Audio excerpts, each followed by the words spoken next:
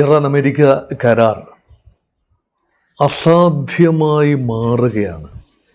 നടക്കില്ല എന്ന് പറയാനാവില്ല, പക്ഷേ നടന്നാൽ പോലും എത്രത്തോളം ദൃഢമായിരിക്കും, ഒരു കരാറിലെത്തിയാൽ പോലും മുന്നോട്ട് പോക്ക് എത്രത്തോളം സുഗമമായിരിക്കും. കാരണം living A bad taste in the mouth എന്ന് പറയുമല്ലോ ചില കാര്യങ്ങൾ. അത്തരത്തിലുള്ള ചില നീക്കങ്ങളിലേക്കാണ് ഡൊണാൾഡ് ട്രംപ് പോകുന്നത്. ഇറാനെ സംബന്ധിച്ചിടത്തോളം ഇറാൻ്റെ ഇൻഫ്രാസ്ട്രക്ചറിനെ ടാർഗറ്റ് ചെയ്യും എന്നാണ് ഏറ്റവും അവസാനമായി ട്രംപ് പറഞ്ഞിരിക്കുന്നത്. ഒന്ന്, ഡീസാലിനേഷൻ പ്ലാന്റുകൾ. കാരണം കുടിവെള്ളം വളരെ പ്രധാനപ്പെട്ട ഒരു കാര്യമാണ്. അത് ഇറാന് മാത്രമല്ല, എല്ലാ ഗൾഫ് രാജ്യങ്ങളെ സംബന്ധിച്ചിടത്തോളം ഏറ്റവും നിർണായകമായ വിഭവം എന്ന് പറയുന്നത് കുടിവെള്ളമാണ്. അവിടെ ദുർലഭമായ കാര്യമാണ്. സ്പ്രിങ്സും എല്ലാം ഉണ്ട് എന്ന് പറയുമ്പോഴും ഈ കടൽ ജലം ശുദ്ധീകരിച്ച് അത് കുടിവെള്ളമായി മറ്റ് പ്രയോജനപ്പെടുത്താൻ വേണ്ടി ഉപയോഗിക്കുന്ന ഒരു രീതിയാണ് പൊതുവെ അവിടങ്ങളിലുള്ളത്. ഇറാൻ ഒരുപാട് ജലസംഭരണികളും സ്വാഭാവിക സ്രോതസ്സും ഉണ്ട് എന്നതും വിസ്മരിക്കുന്നില്ല. പക്ഷെ ആ ഒരു കേന്ദ്രങ്ങളാണ് ട്രംപ് ആക്രമിക്കും എന്ന് കഴിഞ്ഞ ദിവസം പറഞ്ഞിരിക്കുന്നത്.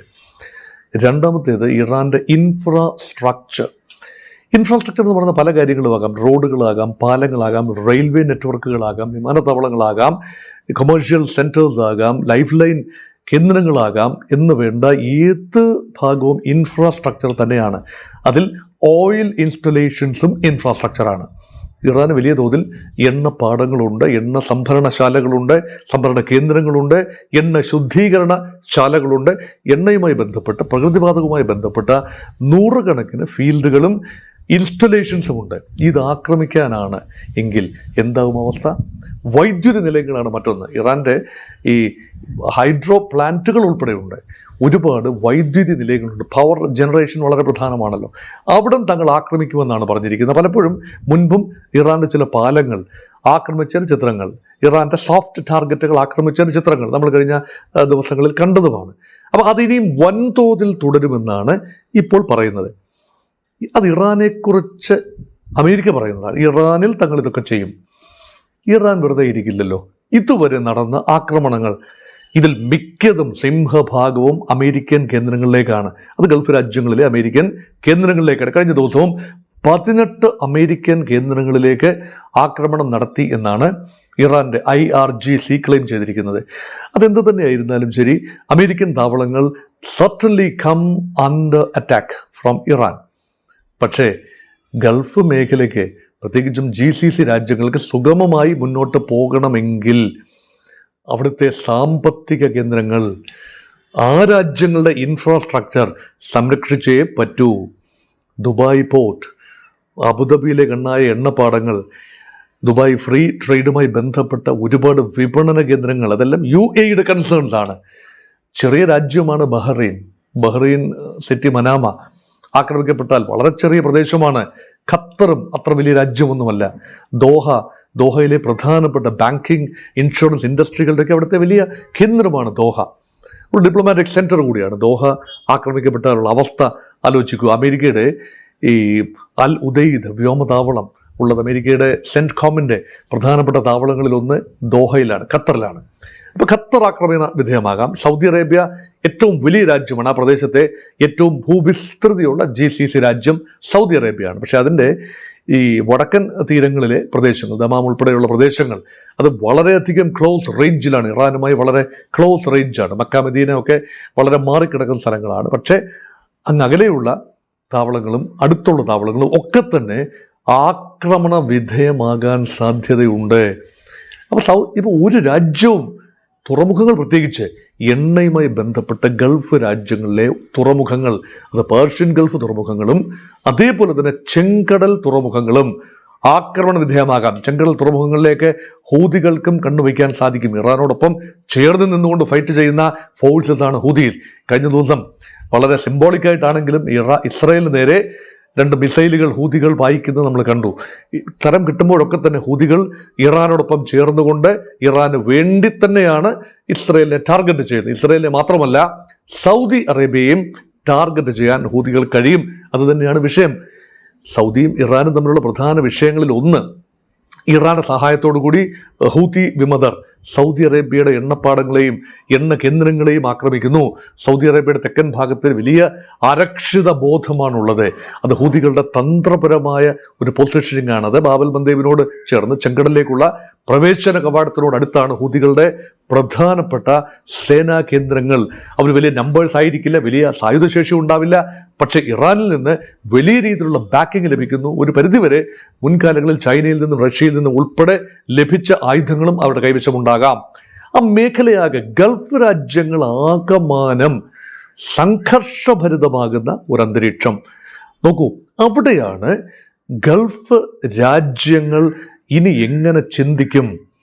രണ്ട് ചിന്തകൾ അവരുടെ ഇടയിൽ പ്രബലമാണ്. ഒന്ന്, ഇപ്പോൾ പരമാവധി സഹിച്ച് ക്ഷമിച്ച് അമേരിക്കയോടൊപ്പം നിൽക്കുക, പരമാവധി പ്രഹരം ഇറാന് നൽകുക.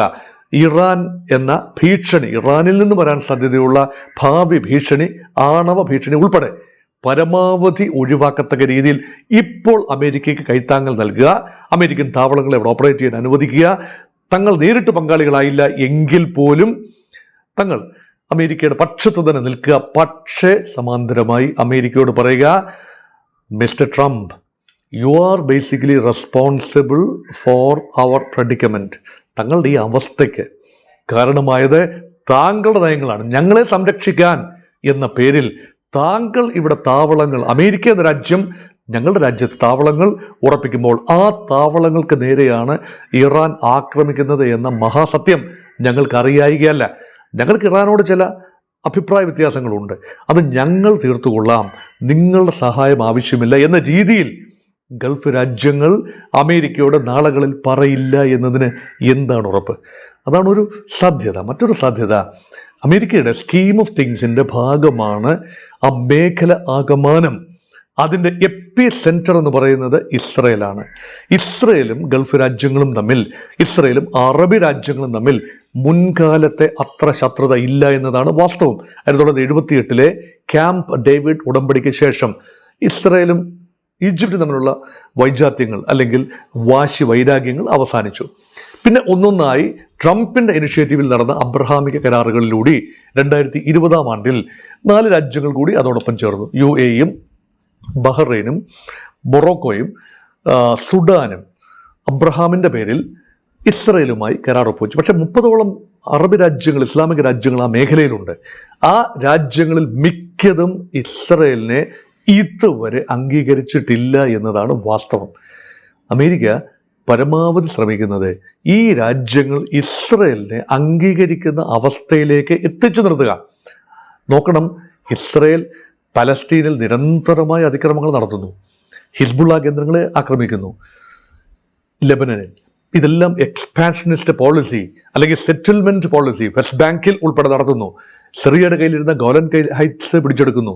അത് മാത്രമല്ല, ലെബനന്റെ തെക്കൻ പ്രദേശം, ലെറ്റനി നദിയുടെ തെക്കുള്ള പ്രദേശം പിടിച്ചെടുത്ത് practically that region is under Israeli control. അപ്പോൾ ഒരു എക്സ്പാൻഷനിസ്റ്റ് പോളിസി, അത് ലാർജർ ഇസ്രയേൽ എന്ന് പലരും പറയുന്ന ആ രീതിയിലൊന്നും വന്നില്ല എങ്കിൽ പോലും എക്സ്പാൻഷനിസം അവിടെ നടക്കുന്നു. ആ രീതിയിൽ ഉള്ള നീക്കങ്ങൾ അത് ഒരു വശത്ത് തുടരാനുള്ള അന്തരീക്ഷമായി ഈ സംഘർഷത്തെ അമേരിക്ക മാറ്റിയെടുക്കുന്നുണ്ടോ? ഇസ്രായേൽ വളരുന്നെങ്കിൽ വളർന്നോട്ടെ, പരമാവധി വികസിക്കുന്നെങ്കിൽ വികസിച്ചോട്ടെ. അറബ് രാജ്യങ്ങൾ തങ്ങളുടെ ഭൂമി പോകാത്തടത്തോളം കാലം, ഈജിപ്തിനെ സംബന്ധിച്ചിടത്തോളം ഈജിപ്തിൻ്റെ കയ്യിലിരുന്ന സൈനായി മരുഭൂമി ഇസ്രായേൽ പിടിച്ചെടുത്തു 67 യുദ്ധത്തിൽ, അത് വിട്ടുകൊടുത്തു. അപ്പോൾ ഈജിപ്തിന് സന്തോഷമായി. സൗദി അറേബ്യയുടെ ഭൂമിയൊന്നും ഈജിപ്തിൻ്റെ കയ്യിൽ, ഇസ്രായേലിൻ്റെ കയ്യിൽ ഇപ്പോൾ ഇല്ല. ജോർദാന്റെ കയ്യിൽ നിന്നും കൂടുതലായി ഭൂമിയൊന്നും ഇപ്പോൾ പിടിച്ചെടുത്തിട്ടില്ല. വെസ്റ്റ് ബാങ്ക് പ്രദേശം കൂടുതൽ എക്സ്പാൻഷനിസം നടത്തുന്നു. അത് ഹമാസിന്റെ കസ്റ്റഡിയിലല്ല, പലസ്തീൻ അതോറിറ്റിയുടെ ഭാഗത്ത് കണ്ണായ സ്ഥലങ്ങളെല്ലാം തന്നെ ഇസ്രായേൽ പിടിച്ചെടുത്തു കഴിഞ്ഞു. ഈ സാഹചര്യം ഒരുക്കാൻ ഇപ്പോൾ സംഘർഷം മുക്കുമ്പോൾ എല്ലാവരുടെയും ശ്രദ്ധ ഇറാനെ എങ്ങനെ ഒതുക്കും എന്നാണ്. ആ സമയം പരമാവധി നീണ്ടുപോയാൽ പരമാവധി Israel will consolidate it's gain. അതിന് അമേരിക്ക അനുവാദം കൊടുക്കുകയാണോ? അറബ് രാജ്യങ്ങൾ ഇതൊന്നും കണ്ടില്ല എന്ന് നടിക്കുകയാണോ? അതോ കണ്ടിട്ടും മിണ്ടാതിരിക്കുകയാണോ? അതോ ഇതൊന്നും തങ്ങളെ ബാധിക്കില്ല, തങ്ങൾക്ക് നേരെ ആക്രമണം വരുന്നത് വരെ ഇതൊന്നും തങ്ങളെ ബാധിക്കില്ല എന്നതാണോ നയം? നാളുകളിൽ ഗൾഫ് രാജ്യങ്ങൾക്ക് ഒരു നിലപാടെടുക്കേണ്ടി വരും. ആ നിലപാടിൽ ഡോളർ എന്ന കറൻസി ഉണ്ടാകുമോ? ഇപ്പോൾ നിലവിൽ ഏതാണ്ട് എല്ലാ GCC രാജ്യങ്ങളുടെയും ട്രേഡ് നടക്കുന്നത് ഡോളറിലാണ്. ഡോളറിൽ വിൽക്കുന്നു, ഡോളറിൽ വാങ്ങുന്നു. അങ്ങനെ അമേരിക്കൻ ഡോളർ ശക്തിപ്പെടാൻ വേണ്ടി ഏറ്റവും അധികം സഹായിക്കുന്നത് അതിലെ ഒരു മേഖല പേർഷ്യൻ ഗൾഫ് മേഖലയാണ്. നാളുകളിൽ അതുണ്ടാകണമെന്നില്ല. UAE ആദ്യ വെടി പൊട്ടിച്ചു കഴിഞ്ഞു. ഇന്ത്യ UAE വ്യാപാരം ഇപ്പോൾ റുപ്പി ദിർഹാം ടേംസിൽ നടക്കുന്നു. അപ്പം ഇത് അനുകൂലമാണ്, ഇന്ത്യക്ക് അനുകൂലമാണ്. ഇന്ത്യയുമായി ഉള്ള വ്യാപാരം ഒപ്പെക്കിന് ഉപരിയായി നേരിട്ട് UAE-യുമായി ഒപ്പെക്കിലൂടെ അല്ലാതെ ഒപ്പെക് നിബന്ധനകൾക്കും ക്വാട്ടകൾക്കും വഴങ്ങാതെ പ്രൈസിംഗ് ഉൾപ്പെടെ UAE-ക്കും ഇന്ത്യക്കും ഉഭയകക്ഷി അടിസ്ഥാനത്തിൽ നെഗോഷിയേറ്റ് ചെയ്ത് തീരുമാനിക്കാവുന്ന രീതിയിലേക്ക് വന്നിരിക്കുന്നു. മാത്രമല്ല, നാളുകളിൽ ഒരു കരാർ ഒപ്പിട്ട് കഴിഞ്ഞാൽ ഇന്ത്യ കൂടുതൽ ഡൈവേഴ്സിഫൈ ചെയ്തില്ലേ, ഇറാനുമായി അടുക്കില്ലേ, ഇറാനുമായി പ്രത്യേക റേറ്റ് പറഞ്ഞുകൊണ്ട് തന്നെ എണ്ണ കൊണ്ടുവരാൻ കഴിയില്ലേ, ഓരോരോ ഗൾഫ് രാജ്യങ്ങളുമായും ഒപ്പെക്കിൻ്റെ പ്രഭാവം കുറയുന്നത് ഇന്ത്യക്ക് നല്ലതാണ്. ബേസിക്കലി അമേരിക്കയ്ക്കും അത് നല്ലതാണ്. എന്തുകൊണ്ടാണ്? അമേരിക്കയുടെ ഓയിൽ ട്രേഡ് ഒപ്പെക്കിൻ്റെ ഒരു കടുത്ത കോമ്പറ്റീഷനെ നേരിടാതെ തന്നെ ഒപ്പെക്ക് ഡിസിൻറ്റിഗ്രേറ്റ് ആയിക്കഴിഞ്ഞാൽ അമേരിക്കയ്ക്കാണ് ഏറ്റവും അധികം എണ്ണ ഇപ്പോൾ ഉൽപ്പാദിപ്പിക്കാൻ കഴിയുന്നതും വിപണനം ചെയ്യാൻ കഴിയുന്നതും. അപ്പോൾ ഒരു ഓയിൽ രംഗത്ത് വൻതോതിൽ കുതിച്ചുചാട്ടം നടത്തി അമേരിക്കയുടെ ആഗോള ഡെഫിസിറ്റ്, ട്രേഡ് ഡെഫിസിറ്റ്, മറ്റ് രാജ്യങ്ങളുമായും ചൈനയുമായും ഇന്ത്യയുമായും ഒക്കെയുള്ള വ്യാപാര കമ്മി പരമാവധി കുറച്ചുകൊണ്ട് വരാൻ അമേരിക്ക എണ്ണ വിൽക്കുന്ന നയത്തിലേക്ക് വരികയാണ്. ഓൾറെഡി വന്നു കഴിഞ്ഞു. ഇതെല്ലാം ലാർജർ ചേഞ്ചസ് ആണ്.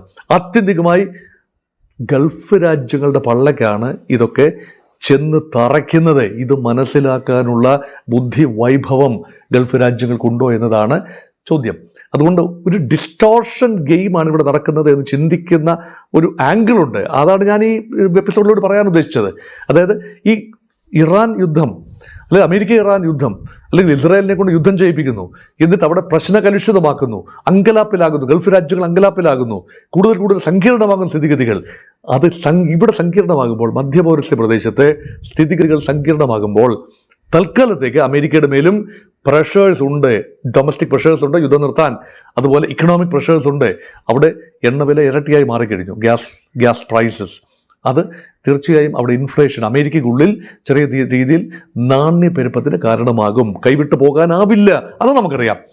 പക്ഷേ ആത്യന്തികമായി പ്രയോജനം ലഭിക്കും എന്ന് ചിന്തിക്കുന്നവരുടെ എണ്ണവും നല്ല ഒരു എണ്ണമുണ്ട്, വളരെ വലിയ ശതമാനമാണ്. അത് ആത്യന്തികമായി ഈ യുദ്ധം അമേരിക്കയും ഇൻഡയറക്ട്ലി സഹായിക്കും എന്ന് പറയുന്നത് ട്രംപ് വിചാരിക്കുന്നുകൊണ്ടല്ല. ഇത് ഒരു ലാർജർ കോണ്ടെക്സ്റ്റിൽ നിന്നുകൊണ്ട് വേണം ഇതിനെ കാണാൻ. അവിടെയാണ് ആത്യന്തികമായി who will be the gainers, who will be the losers.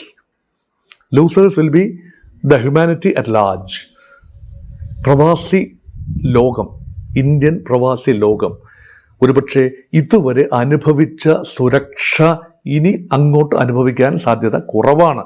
ഇല്ല എന്നല്ല, കുറവാണ്. കാരണം ഇപ്പോൾ നിർബന്ധപൂർവം ഒരു കരാറിൽ എത്തി നിന്നാലും ഒരുപക്ഷെ ഒരു ഫൈനൽ പുഷ് ഉണ്ടാവാം, ഇറാനെതിരെ ഒരു ഫൈനൽ പുഷ് ഉണ്ടാവാം. ഒരുപക്ഷെ ഏത് സമയവും ഒരു കരാർ സാധ്യമായേക്കാം. കരാർ ഇല്ല എന്നൊന്നും പറയുന്നില്ല, കരാർ സാധ്യമായേക്കാം. പക്ഷെ അത് ശാശ്വതം ആവുമോ? ഗൾഫ് രാജ്യങ്ങളുടെ താല്പര്യം അവിടെ സംരക്ഷിക്കപ്പെടുമോ? അതോ ഇസ്രയേലിൻ്റെ മാത്രം താല്പര്യമായിരിക്കുമോ ആദ്യം സംരക്ഷിക്കപ്പെടുന്നത്? അണ്ടർ ഡ്യൂറസ്, സമ്മർദ്ദപ്രകാരം ഒരു കരാറിൽ ഒപ്പിടേണ്ട ഗതികേട് വന്നാൽ ഇറാൻ അടങ്ങിയിരിക്കുമോ? ഇറാൻ എത്രയെല്ലാം പ്രഹരം കൊള്ളുമ്പോഴും ഇറാൻ കോർ കേപ്പബിലിറ്റീസ് നിലനിർത്തുന്നു. അത് ഞാൻ കഴിഞ്ഞ ദിവസം ഒരു വീഡിയോയിൽ സംസാരിച്ചതുമാണ്. ഇറാൻ എങ്ങനെയാണ് ഇറാൻ്റെ കേപ്പബിലിറ്റീസ് നിലനിർത്തുന്നത് എന്ന്. അപ്പോൾ അത് നിലനിൽക്കെ തന്നെ എങ്ങനെ അധികം മുന്നോട്ട് പോകാൻ ആവും? ഒന്ന്, ഇത് റെഗുലേറ്റ് ചെയ്യാൻ ഇൻ്റർനാഷണൽ സമിതികളില്ല. യുണൈറ്റഡ് നേഷൻസ് ഉൾപ്പെടെ ഇനിയൊരു ഇനിയൊരു സംഘർഷമുണ്ടായാൽ അത് വന്ന് സിന്തസൈസ് ചെയ്ത് റെഗുലേറ്റ് ചെയ്ത് അതൊന്ന് ഫയർ ഫൈറ്റിംഗ് നടത്താൻ ലോക സംഘടനകളില്ല എന്ന് ഓർക്കണം.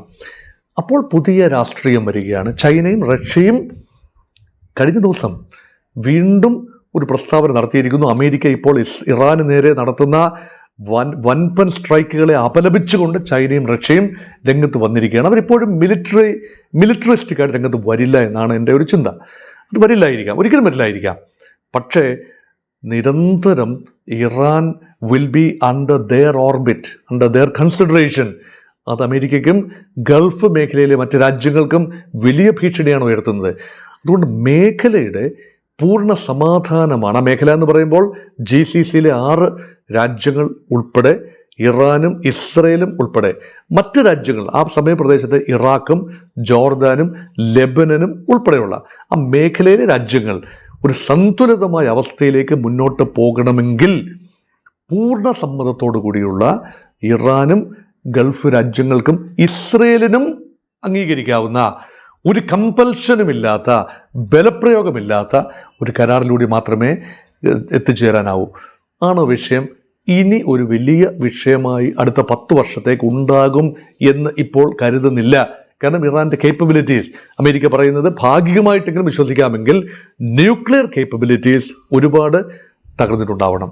അതിനെ റീഗ്രൂപ്പ് ചെയ്ത് ആണവായുധങ്ങൾ ഉണ്ടാക്കാനുള്ള ഗ്രേഡിൽ എത്തി നിൽക്കണമെങ്കിൽ അതിന് മോണിറ്ററിംഗ് ഉണ്ടാകുമല്ലോ. സാറ്റലൈറ്റ് ഇമേജിംഗ് ഉണ്ടാകും, മോണിറ്ററിംഗ് ഉണ്ടാകും, ഒക്കെ ഉണ്ടാകും ഒരു കരാർ എത്തിച്ചേർന്നതിന് ശേഷവും. ആണവ വിഷയം ഇല്ലാതെ ഒരു കരാറിൽ എത്തിച്ചേരാനാവില്ലല്ലോ. അങ്ങനെ ഒരു കരാറിൽ എത്തിച്ചേർന്നാൽ, യുദ്ധം നിന്നാൽ, അവിടെയും ഒരു ആണവ വിപത്തായി ഇറാൻ ഒരുപക്ഷെ അടുത്ത 10 വർഷത്തേക്ക് ഉണ്ടാവാൻ സാധ്യത ഇല്ല. അപ്പോൾ പിന്നെ എന്തിനാണ് യുദ്ധം നീട്ടിക്കൊണ്ട് പോകുന്നത് എന്നത് എത്ര ആലോചിച്ചിട്ടും മനസ്സിലാകുന്നില്ല. മനസ്സിലാകുന്ന കാര്യം പ്രേക്ഷകരോട് പങ്കുവച്ച് മനസ്സിലാകുന്ന ഇതാണ്: പരമാവധി നീട്ടിക്കൊണ്ടുപോയാൽ ഇസ്രായേൽ പ്രയോജനമുണ്ട്.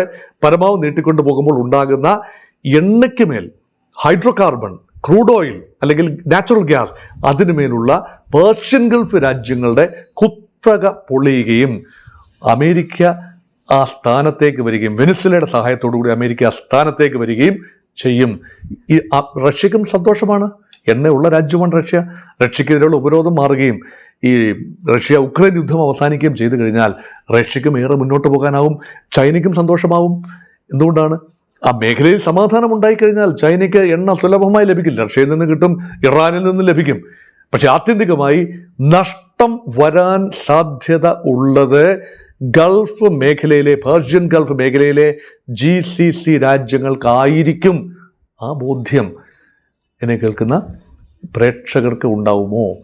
അവരിൽ പലരും ഗൾഫ് രാജ്യങ്ങളിൽ ഇരുന്നു കൊണ്ടാണ് ഇത് കേൾക്കുന്നത് എന്ന് പറയാം. അവരുടെ നെഞ്ചിൽ തീവാരി വിതറാൻ വേണ്ടി അല്ല ഇത് പറയുന്നത്. ഇങ്ങനെ ഉരുത്തിരിയുന്ന സാധ്യതകൾ എപ്പോഴും സുഗമമായിക്കൊള്ളണമെന്നില്ല. ഗൾഫിലെ മുന്നോട്ടുള്ള പ്രയാണം ഒരുപാട് പേർ ഇനിയും അവിടെ എത്താനുണ്ട്. കേരളത്തിൽ പഠിക്കുന്ന, ഇന്ത്യയിൽ പഠിക്കുന്ന പലരും ഗൾഫ് മോഹങ്ങൾ വെച്ച് പുലർത്തുന്ന ഹെൽത്ത് കെയർ സെക്ടറിലും ഒക്കെയുള്ള ഒരുപാട് പേരുണ്ട്.